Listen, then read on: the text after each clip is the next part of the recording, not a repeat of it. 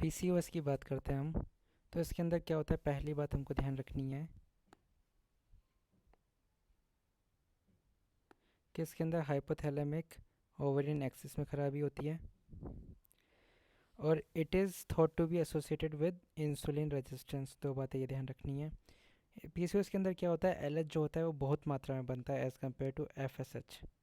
तो ये जो एलएच होता है वो स्टिमुलेट करता है थीका सेल को, जिससे थीका सेल प्रोड्यूस करती है बहुत सारा एंड्रोस्टेनोडायोन, और ये जो एंड्रोस्टेनोडायोन होता है वही जाके कन्वर्ट होता है एंड्रोजन टेस्टोस्टेरोन में कन्वर्ट हो जाता है।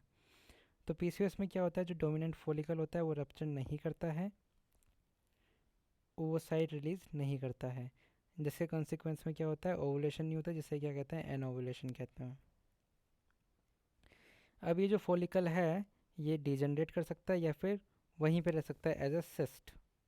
ठीक है, तो इस तरीके से बहुत सारी अनरप्चर्ड फॉलिकल या सिस्ट का क्या है, बहुत सारा जमावड़ा मच जाता है ओवरी के अंदर। साइंस ऑफ पीसीओएस की बात करें तो ये होता है due to increase amount of androstenedione के कारण, जिसमें हर्सुडिज्म शामिल है, मेल पैटर्न बालनेस शामिल है और एक्ने शामिल है। PCOS is the most common cause for infertility, ये ध्यान रखो। अब देखो, ओवरिन फॉलिकल जो होती है वो कॉन्स्टेंटली क्या सीक्रेट करती है, एस्ट्रोजन। तो there is a increase risk of endometrial hyperplasia या फिर एंडोमेट्रियल कैंसर।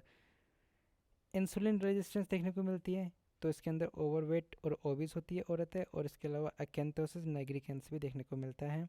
डायग्नोसिस की बात करें तो एलएच का अमाउंट बहुत ज़्यादा होगा एज़ कम्पेयर टू एफएसएच, और एंड्रोजन भी हमको बढ़ा हुआ मिलेगा। ट्रीटमेंट के अंदर वेट लॉस शामिल है, ओसीपीज दे सकते हैं टू प्रिवेंट एंडोमेट्रियल हाइपरप्लेजिया और कैंसर, या फिर क्लोमिफिन दे सकते हैं टू इंड्यूस ओव्यूलेशन।